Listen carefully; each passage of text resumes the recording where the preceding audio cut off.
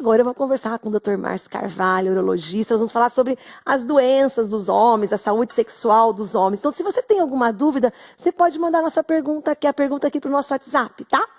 Tudo bem, Márcio? Tudo bem, Rose? Você viu que a gente fica aqui, né? Legal. Nesse A interatividade é muito legal. Legal isso, né? Das pessoas também estarem compartilhando com a gente, né?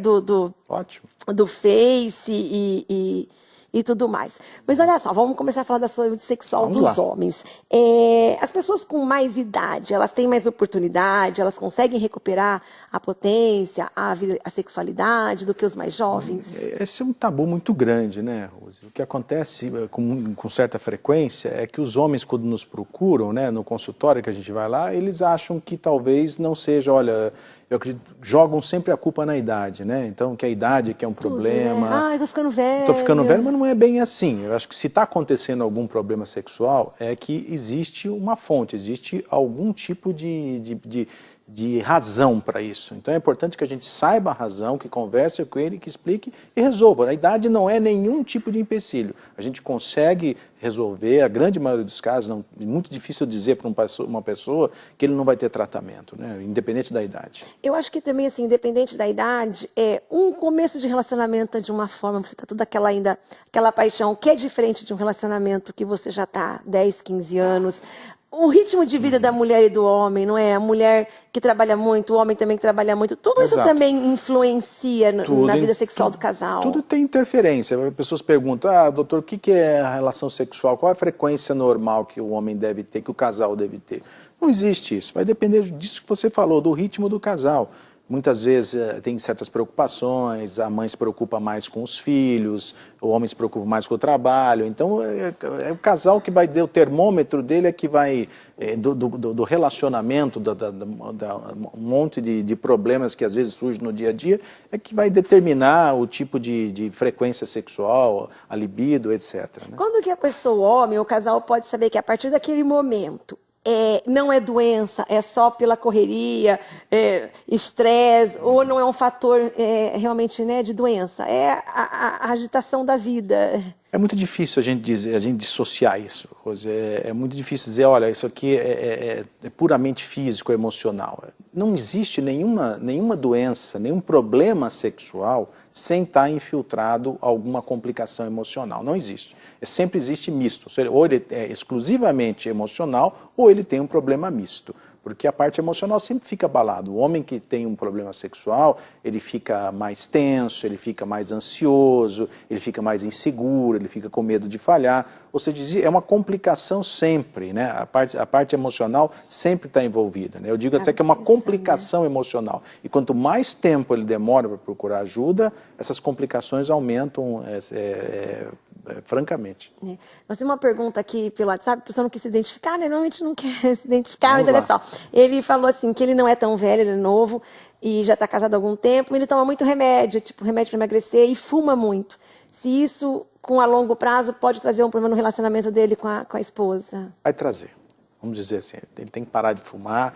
O cigarro é um fator de risco para a parte sexual, mesmo em jovens. A gente tem visto isso no dia a dia, pessoas jovens com problemas sexuais, e a gente vai investigar a história dele, justamente começa a ver que ele tem fatores de risco. E o cigarro é um fator de risco. Se ele toma remédio para emagrecer, também é um outro fator. Ou seja, essa pessoa tem que ser bem orientado. O profissional que vai lidar com ele vai ter que orientar para ele melhorar a sua qualidade de vida, ou seja, ele vai ter que ter atividade física. Parar de fumar é essencial. A pessoa tem que tomar uma atitude em relação a isso. Porque ele vai ter problema. Né? Eu tenho certeza que se ele continuar fumando, um dia ele vai ter problema sexual. A gente tem outra perguntinha também, mas legal, não quer se identificar, não tem importância, né? Pode continuar mandando. Diz assim, doutor, eu tenho diabetes. E isso pode também causar impotência, problema sexual? O diabetes é um grande fator de risco. Vamos dizer assim que a grande maioria das pessoas com diabetes vão ter alguma disfunção sexual no decorrer da sua vida. Então, essas pessoas que começam já a ter algum tipo de problema, ele não começa a perder as ereções matinais, ele já não acorda mais com o pênis ereto, que é uma obrigatoriedade do homem ter, independente da idade. Então, ele começa a perder o desejo, ele começa a ter as ereções não muito firmes, ele não consegue segurar o pênis ereto. Já é um motivo para ele procurar ajuda. Mesmo que ele se sinta ainda, ele consiga ter penetração, mas ele acha que está razoável, procure ajuda. Ele tem que ficar bem, porque às vezes a pessoa tem um problema pequeno, esse problema pode crescer. Ó, que bom, nós temos mais perguntas, não estou se identificando, mas pode mandar, tá? Diz assim, a falta de sono, acho que dormir mal, pode parar de produzir hormônios?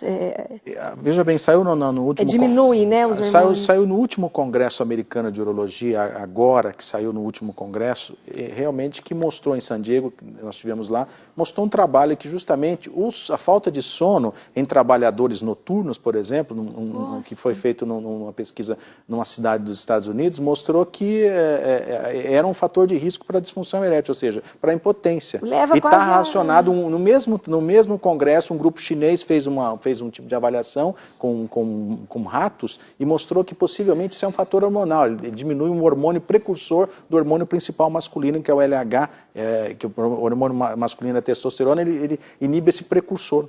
Ou seja, está relacionado, a falta de sono está relacionado a problemas sexuais. Ó, continua as perguntas lá. Diz assim, doutor, se a gente toma os remedinhos, né, os azuizinhos, certo. Um pouquinho, tal, até para conhecer e que não está bem, isso pode viciar e depois não conseguir mais largar dos remedinhos? Acontece com frequência isso. As pessoas que vão tomar um remédio precisam saber a causa. Por que eu vou tomar esse remédio? Quanto tempo eu vou usar para o resto da vida? Esse remédio, e se não funcionar? O que eu vou dizer para minha esposa? Não tome o remédio sem saber a causa. Se você está precisando tomar apenas de maneira recreativa, procure um profissional, porque ele vai lhe orientar. Muitas vezes é apenas uma orientação, às vezes é a insegurança que ele tem no novo relacionamento. É importante conversar com um profissional ligado à medicina sexual, justamente para poder resolver esses problemas, né? Porque tomar o remédio sem saber a causa, se automedicar, é um grande problema na medicina. Tá muito. A gente tem muita pergunta, mas não vai dar tempo. Vou fazer a minha última pergunta, então, assim, porque também a mulher é muito solta, muito ativa sexualmente. Isso também atrapalha, ela assusta o homem, aquela mulher, né? Que é toda... Olha, Rose, na verdade, pensando, isso não é a mulher muito ativa sexualmente que atrapalha o homem. Sim, aquela mulher, vamos dizer, existe aquela mulher que cobra muito, a cobradora, aquela que faz cobrança incisiva. Você não está funcionando bem. Não pode ser por aí, né? A pessoa também não tem que ter um meio termo. Ele não pode também ser aquela mulher que se é passiva, que vê que o homem está falhando, que a mulher percebe que o pênis não está mais tendo uma rigidez adequada. Agora, se ela fica cobrando muito, causa certo problema no homem. O homem fica constrangido, ele fica inseguro. Tem que haver um meio termo. A mulher tem que ser compreensiva, perguntar para ele o que está acontecendo, encaminhar para um médico, acompanhá-lo no médico também, isso é muito importante. A presença da mulher no consultório é muito importante quando se faz uma consulta relacionada a problemas sexuais. Márcio, tem muita pergunta, então fica o convite. O doutor Márcio vai voltar no final de agosto, a gente vai anotar todas as perguntas para você estar respondendo aqui para o pessoal. Com prazer, Rose. Combinado? Prazer. Pode deixar as perguntinhas, vocês vão estar aqui guardadas para o doutor Márcio responder na próxima volta, tá?